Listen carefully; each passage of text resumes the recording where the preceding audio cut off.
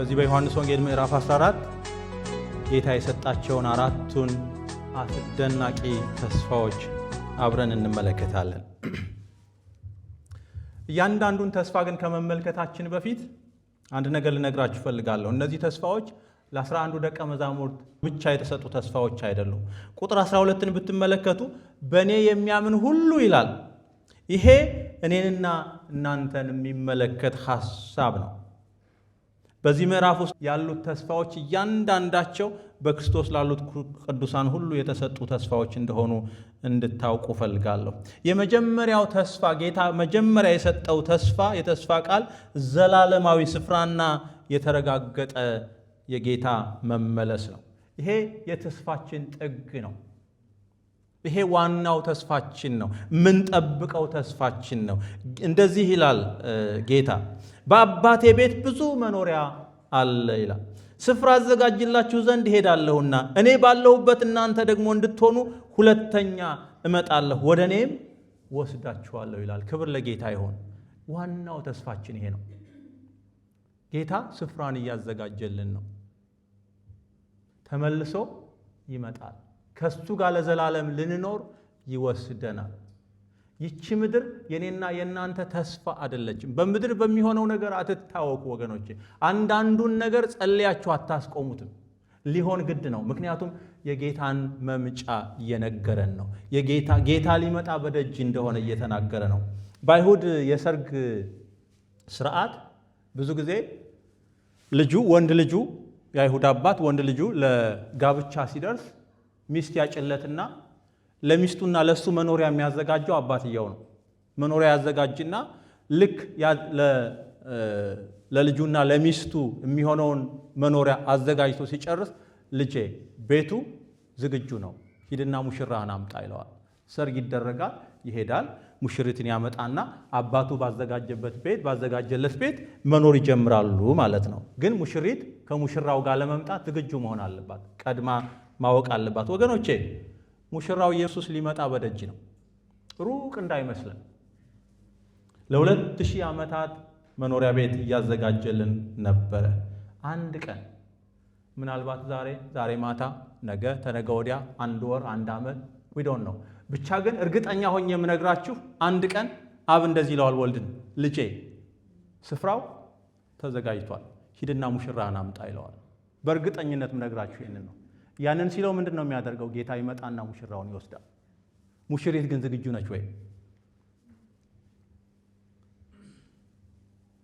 ያኔ በክርስቶስ የሞቱት ይነሳሉ። እኛ በሕይወት ያለን ደግሞ ጳውሎስ እንደሚናገረው በክብር በአየር ላይ እንቀበለዋለን። ክብር ለጌታ ይሁን። የመለከት ድምፅ ይሰማል። አንድ ቀን ኤኒታይም ሱን የመለከት ድምፅ ይሰማል። በክብር ይገለጣል። ያኔ ይሁዳ የጠየቀው ጥያቄ የሚመለስበት ጊዜው ደርሷል። አሁን በአደባባይ የሚገለጥበት፣ በዓለም ሁሉ ንጉሥ የሚሆንበት፣ ጌታ በደመና የሚመጣበት፣ በመላእክት ታጅቦ የሚመጣበት ዘመን ቀርቧል ወገኖቼ። ዓለም እየተናወጠ ነው። ኢየሱስ ግን ለእኔና ለእናንተ የማይናወጥ ስፍራ አዘጋጅቶልናል። ያ ቤት ሰፊ ነው። የአባታችን ቤት ሰፊ ነው። ለሁሉም የሚበቃ ክፍል አለው። ለእኔ ለእናንተ ምናልባት ሳስበው የእግዚአብሔርን ቤት ሳስበው ለእያንዳንዳችን በስማችን የተዘጋጀ ክፍል ያለ ይመስለኛል። የገሊላው አናጺ በእጁ ሳይሆን በቃሉ ፈርኒሽ ያደረገው አስቡት። በእጅ ፈርኒሽ የተደረገ ጌታ ፈርኒሽ ቢያደርገው ኖሮ በእጁ ፈርኒሽ ቢያደርገው እንዴት ያምር እንደነበር አስቡት። ግን በቃሉ ደግሞ በመለኮታዊ ማንነቱ በቃሉ ደግሞ ፈርኒሽ ያደረገው ክፍል ላይ የምንኖርበት ዘመን ሩቅ አይደለም። በጣም የሚያምር እንደሆነ አስባለሁኝ። በአንድ ወቅት ቤተሰብ ልጠይቅ አገር ቤት ማለት ከረጅም ዓመት በፊት ያኔ ስልክ እንደዚህ ደውላችሁ እንዴት ነው ልመጣ ነው ምናምን ማለት በማትችሉበት ዘመን ማለት ነው። አገር ቤት ዘመድ ልጠይቅ ቤተሰብ ልጠይቅ ሄድኩና ቤት ያደግኩበት ቤት ስገባ የሆነ ነገር ከልቤ ወደቀ። ማለት የሆነ ከባድ ድባብ ተሰማኝና የታፈንኩ ያህል ነው የተሰማኝ። ጨነቀኝ። መቀመጥና መረጋጋት አልቻልኩምና ቤቱ አፉን ከፍቶ የሚውጠኝ መሰለኝ። በኋላ ግን ገባኝ፣ ለምን እንደተጨነቁ ገባኝ። በዛ ቤት ውስጥ የምጠብቀው አንድ ሰው በጣም ማለት ለማየት የምጓጓው አንድ ሰው በዛ ቤት ውስጥ አልነበረም። ቤተሰብ በሙሉ አለ፣ እናቴ ግን አልነበረችም በመካከል። ደነገጡ። የሆነ ነገር ሆና ነው ብዬ አሰብኩ። ሰውነቴ መቆጣጠር የማልችለው ስሜት ነው የሚሰማኝና ይንቀጠቀጣል። ኧረ ወጣ ብላ ነው ትመጣለች ቢሉኝ መረጋጋት አልቻልኩ። ቤቱ በቃ ጨነቀኝ። ስለዚህ ወጣውና ደጅ ቁጭ አልኩ እስክትመጣ ድረስ። መጨረሻ ላይ ብቅ አለች፣ ከነበረችበት ቦታ ማለት ነው። መቼ ምን ሊሆን እንደሚችል አስቡት። ባየዋት ጊዜ ሮጥኩና በቃ ለቅሷችንን ሁለታችንም አቀለጥ ነው ተቃቅፈን። እሷ ስትመጣ እሷ ወደ ቤት ስትገባ ቤቱ ቤት መሰለ። ቤት ሸተተ። መተንፈስ ቻልኩኝ። በቃ ረፍት ተሰማ። የሆነ ነገር ከላይ ላይ ተንከባለለ እና ቤቱ እኮ ያው ማቀው ቤት ነው። ግድግዳው ጣሪያው አልተለወጠም። ግን ቤቱን ቤት ያሰኘው የኛን ቤት በተለይ የኛን ቤት ያሰኘው የእናቴ መገኘት ነው በዛ ቦታ። እናቴ ባትኖር ቤቱ ቤት አይመስልም። ወገኖቼ መንግስተ ሰማያትን መንግስተ ሰማያት ያደረገው ትልቁ እውነት መንገዶቹ በወርቅ መሰራታቸው አይደለም፣ ግድግዳዎቹ በእንቁ መሰራታቸው አይደለም፣ ኢየሱስ በዛ መገኘቱ ነው። ክብር ለእግዚአብሔር ይሁን። የወደደንንና የምንወደውን ጌታ በዛ ስለምናገኘው ለዘላለም ከሱ ጋር ስለምንኖር መንግስተ ሰማያትን መንግስተ ሰማያት የሚያሰኘው እሱና እሱ ብቻ ነው። ወገኖቼ እዛ ብንሄድ እሱ ባይኖር ሚጨንቅ ይመስለኛል። ዋናው ወገኖቼ የሱ መገኘት ነው። ክብር ለስሙ ይሁን። ሁለተኛውን የተስፋ ቃል ልንገራችሁ። በስሜ የምትለምኑትን ሁሉ ትቀበላላችሁ የሚል የስሙን ስልጣን የሰጠን ስፍራ ነው። ቁጥር 12፣ 13 እና 14 ላይ ታዩታላችሁ። በስሜ የምትለምኑትን ሁሉ አደርገዋለሁ ይልና ቁጥር 14 ላይ በእርግጠኝነት እንድናምነው ስለሚፈልግ ይደግመዋል። ማናቸውንም ነገር በስሜ ብትለምኑ እኔ አደርገዋለሁ ይላል። በስሜ የምትለምኑትን ሁሉ ይላል። ከዛ ደግሞ ማናቸውንም ነገር በስሜ ብትለምኑ እኔ አደርገዋለሁ ይላል። በኢየሱስ ስም ማለት አሁንማ ሲጸለይ በኢየሱስ ስም ሳይሆን ስም ብቻ የሚባልበት እንትን ሁሉ ትሰማላችኋል። በቃ ስም ይባላል እንዴ! ስም እኮ አይደለም ማለት ትልቅ ነገር የሚለውጠውና ጸሎታችን እንዲሰማ የሚያደርገው ኢየሱስ የሚለው ነው። በግልጽ ልንናገረው የሚገባ ስንጸልይ እሱ ነው። ግን የኢየሱስ ስም የሆነ ስንጸልይ መጨረሻ ላይ የምንጠቀምበት ይሄ ማጂክ ፎርሙላ አይደለም፣ ህጋዊ እውነታ ነው። ምን ማለት መሰላችሁ? ከማንነቱና ከሚወክለው ከአብ ጋር በመስማማት መጸለይ ማለት ነው። ወይንም ደግሞ በኢየሱስ ስም መጸለይ ማለት ከባህሪው ከፈቃዱና ከዓላማው ጋር በሚስማማ መንገድ መጸለይ ማለት ነው። ይሄ የተስፋ ቃል እኔ ሳስበው ዝም ብሎ ብላንክ ከሆነ ቼክ በላይ ነው ብዬ አስባለሁ። ለምን ብትሉኝ የተጋበዝ ነው። እግዚአብሔር ጌታችን ኢየሱስ ክርስቶስ በስሜ የምትለምኑትን ሁሉ አደርጋለሁ ሲል የተጋበዝ ነው ወደ መለኮታዊ አጋርነት ነው። ምን ማለት ነው መሰላችሁ? ጸሎታችን ከእግዚአብሔር የመቤዠት ዓላማ ጋር አብሮ የሚሰራበት አጋርነት ፓርትነርሺፕ፣ ወደዛ ነው የተጠራ ነው።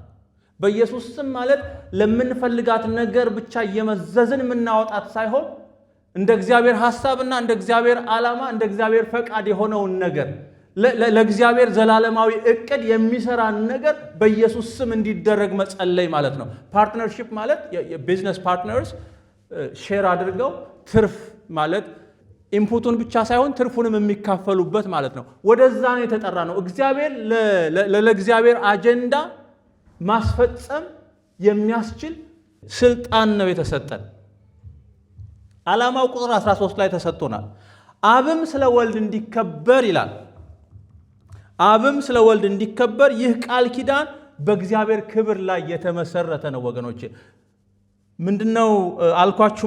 ዓላማው አብ ስለ ወልድ እንዲከበር ነው። በወልድ በኩል በኢየሱስ ስም የምናደርገው ጸሎት ለአብ ክብር ሲሆን ጸሎታችንን ለመመለስ ሰማይ ይንቀሳቀሳል። ሰማችሁኝ አይደል? የምንጸልየው ጸሎት በኢየሱስ ስም የምንጸልየው ጸሎት ለአብ ክብር ሲውል ጸሎታችንን ለመመለስ ሰማይ ይንቀሳቀሳል። ሰማይን ማንቀሳቀስ ትፈልጋላችሁ በጸሎታችሁ? እንግዲያው ጸሎታችሁ ለአብ ክብር ይሁን። እስኪ ጸሎታችሁን ፈትሹት። ለማን ክብር ነው? ዓላማው ምንድን ነው? ግን ዓላማችሁን ስታስተካክሉ ከእግዚአብሔር ሐሳብና ከእግዚአብሔር ዓላማ ጋር ስታስተካክሉ እመኑኝ ያኔ ሰማይን የሚያንቀሳቅስ ጸሎት መጸለይ ትችላላችሁ።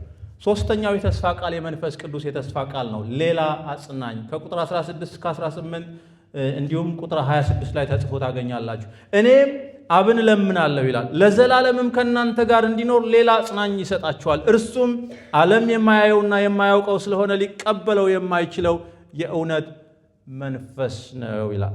እዚህ ላይ ሌላ የሚለው ቃል በጣም ወሳኝ ቃል ነው። ምን እያለ ነው ኢየሱስ? እኔ ሲሄድ እንደኔ ያለ መለኮት የሆነ መንፈስ ቅዱስ የተባለ ከእናንተ ጋርና በእናንተ ውስጥ እንዲኖር እልክላችኋለሁ እያለ ነው። መንፈስ ቅዱስ እንደኔ ከጎናችሁ የሚሄድ ብቻ ሳይሆን በውስጣችሁም የሚኖር ነው። ቁጥር 12ን ብትመለከቱ ከእናንተ ዘንድ ስለሚኖር በውስጣችሁም ስለሚሆን ይላል። with you and in you ማለት ነው። እኛ የእሱ መኖሪያ ነን፣ እሱ በእኛ ውስጥ ይኖራል፣ እኛም በእሱ ውስጥ እንኖራለን ማለት ነው። ወንድሜ ማንም የሚወድህ በሌለበት ስብሰባ ብቻህን አይደለህም። መንፈስ ቅዱስ ከአንተ ጋር አለ። በጠዋቱ ጭንቀት ሲጀምርሽ ብቻሽን አይደለሽም። በሆስፒታል አልጋ ላይ ተኝተህ እርሱ አጠገብህ ነው፣ አብሮህ ነው፣ ውስጥህ ነው። ጠበቃ አንተ ጋር ነው። ጥሎ የትም አይሄድም። ከእናንተ ጋር እንዲኖር በእናንተ ውስጥ እንዲሆን። ተከስተ አንድ መዝሙር አለው አይደለ? አጠገቤ ጌታ አጠገቤ ዘልቀ ገብተሃል በውስጥ ከልቤ ይታወቀኛል ሁሌ አብሮነት ሰላም ተሰማ አልበርር እንደ ንስር ከደመናው በላይ ወዴት ነው መገኛ ስፍራ ወሰን አለ ወይ በወርድ ቆላ በወጣ ወደ ደጋ ውስጥ ውስጤን ታወቀኝ ጌታ አለ ከኔ ጋር። ሃሌሉያ። ቁጥር 26 የማስተማር የማስታወስ አገልግሎቱን ይናገራል። እርሱ ሁሉን ያስተምራችኋል፣ እኔም የነገርኳችሁን ሁሉ ያሳስባችኋል ይላል። መንፈስ ቅዱስ ጶራቅሊጦስ ተብሏል። ጠበቃ፣ ረዳት፣ አጽናኝ፣ አማካሪ፣ አብሮ የሚቆም የሚማልድ፣ የሚያስተምር፣ የሚያስታውስ፣ ወደ እውነት የሚመራ ተብሏል። ይህ ማለት እሱ ወደ እውነት ሁሉ ይመራችኋል፣ የነገርኳችሁን ሁሉ ያሳስባችኋል ማለት የእግዚአብሔርን ቃል ስታነቡ ማንበብ ብቻ አይደለም። እንደሌላው እንደ ማንኛውም መጽሐፍ ማንበብ ብቻ ሳይሆን የእግዚአብሔር መንፈስ የእግዚአብሔርን ልጅ ቃል ለእግዚአብሔር ልጆች ሕያው ያደርገዋል። ሰማችሁኝ? የእግዚአብሔር መንፈስ የእግዚአብሔርን ቃል ለእግዚአብሔር ልጆች ለእኔና ለእናንተ ሕያው ያደርገዋል። ካትሪን ኩልማን እና ሌሎች ብዙ ካሪዝማቲክ ሰባኪዎች እንዲህ ብለዋል። The Holy Spirit is not a luxury for the few. He is a necessity for all. You cannot live the Christian life, but He can live it through you. ምን ማለት ነው? መንፈስ ቅዱስ ለጥቂቶች ለቅንጦት የተሰጠ አይደለም። እርሱ ለሁሉም አስፈላጊ ነው። የክርስትናን ሕይወት መኖር አትችሉም፣ ነገር ግን እርሱ በእናንተ ውስጥ ሆኖ ይኖራል እያለን ነው። ክብር ለጌታ ይሁን። የመጨረሻውን ተስፋ ልንገራችሁና እንጨርሳለን። ክብር ለስሙ ይሁን። ከኔ ጋር ናችሁ አይደለ?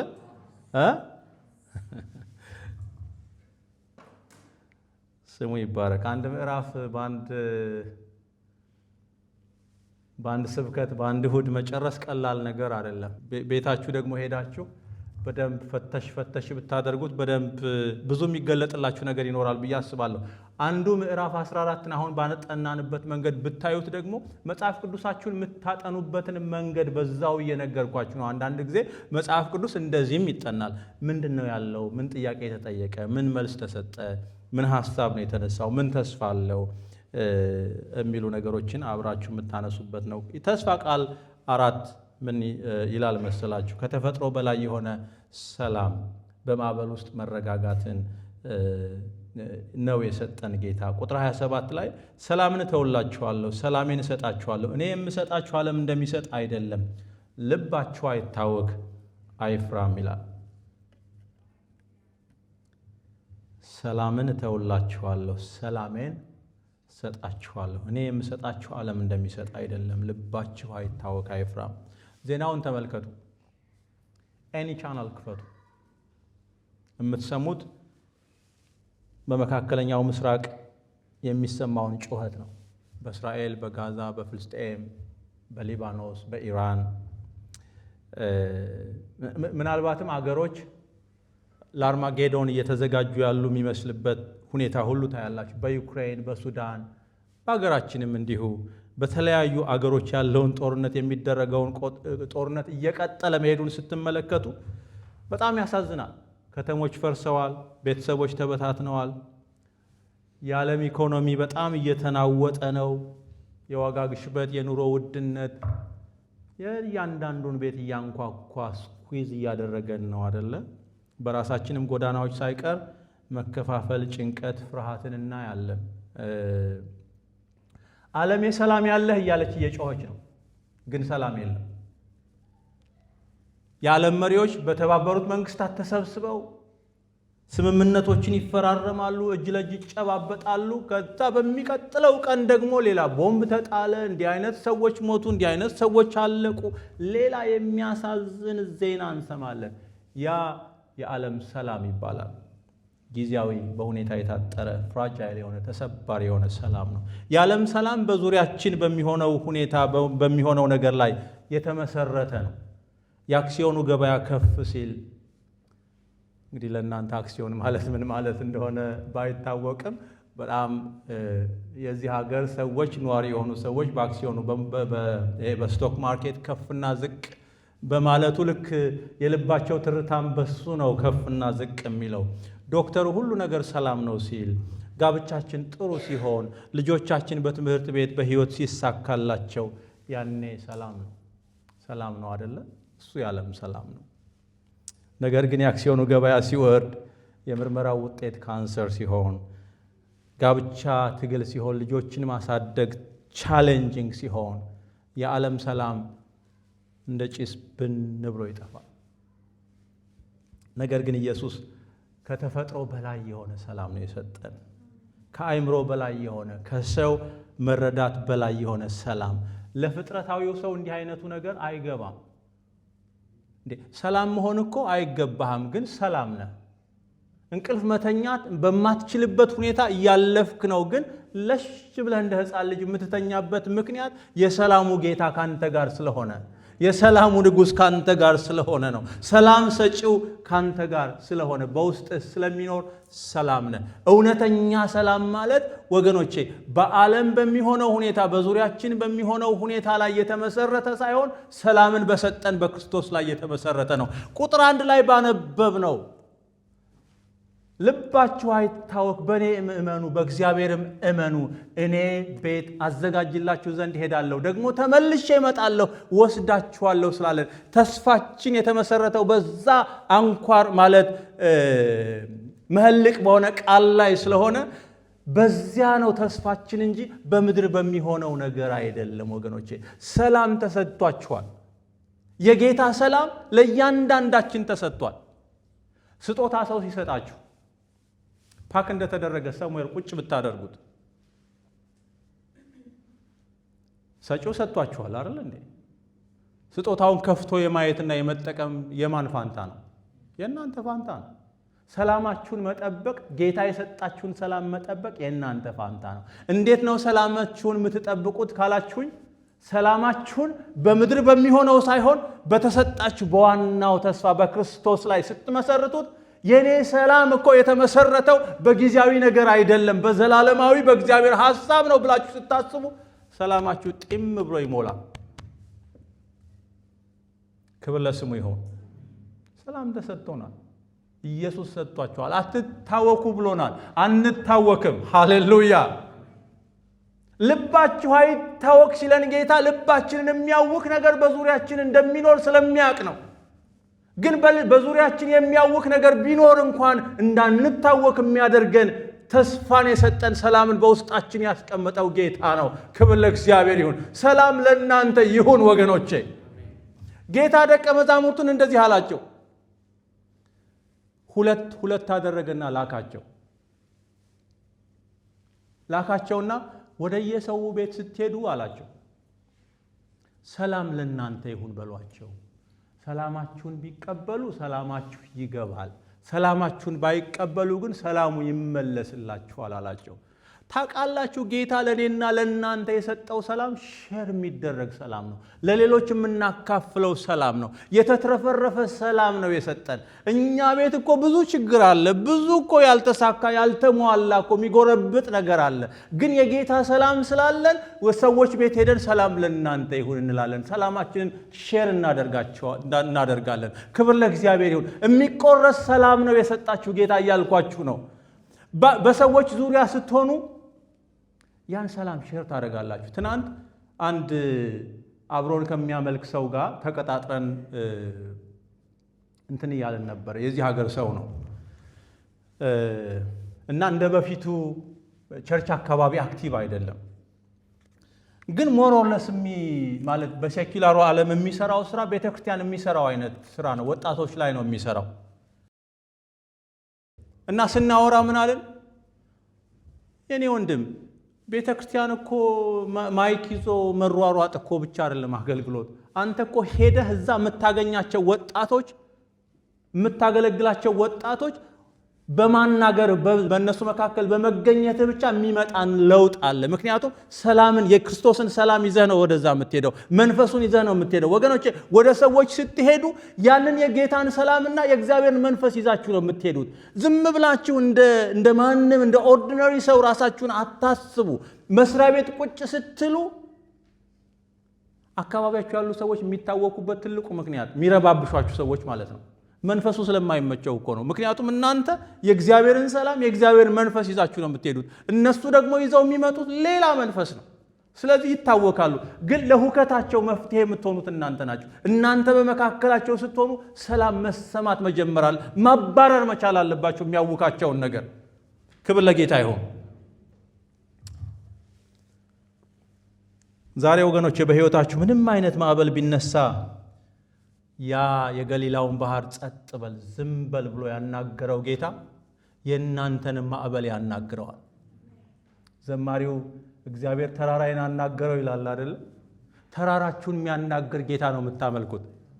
አንተ ተራራ ምንድነህ በልጄ ፊት ደልዳላ ሜዳ ትሆናለህ ብሎ ተራራችሁን የሚያናግር ደልዳላ ሜዳ የሚያደርግ ጌታ ታመልካላችሁ ወገኖቼ።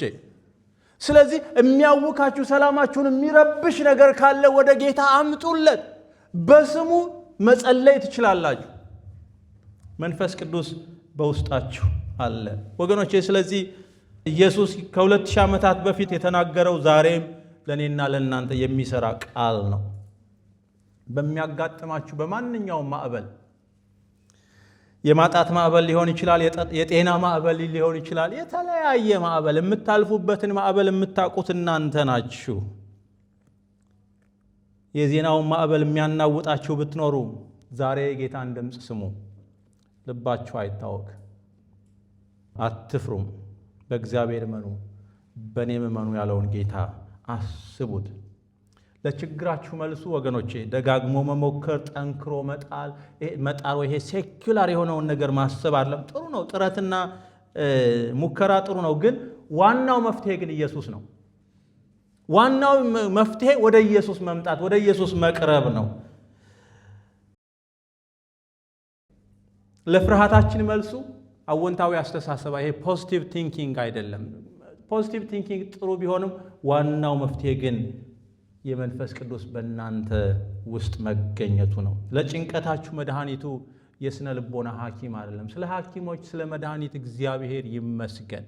ግን ዋናው መፍትሄ ግን እሱ አይደለም። የመጨረሻው መልስ ልብንና አእምሮን ሁሉ የሚጠብቅ የእግዚአብሔር ሰላም ነው። ዛሬ የምፈልገው አንድ ነገር ምንድን ነው መሰላችሁ? እነዚህ ተስፋዎች የተሰጡት በጣም አስደናቂ ለሆኑ ሰዎች፣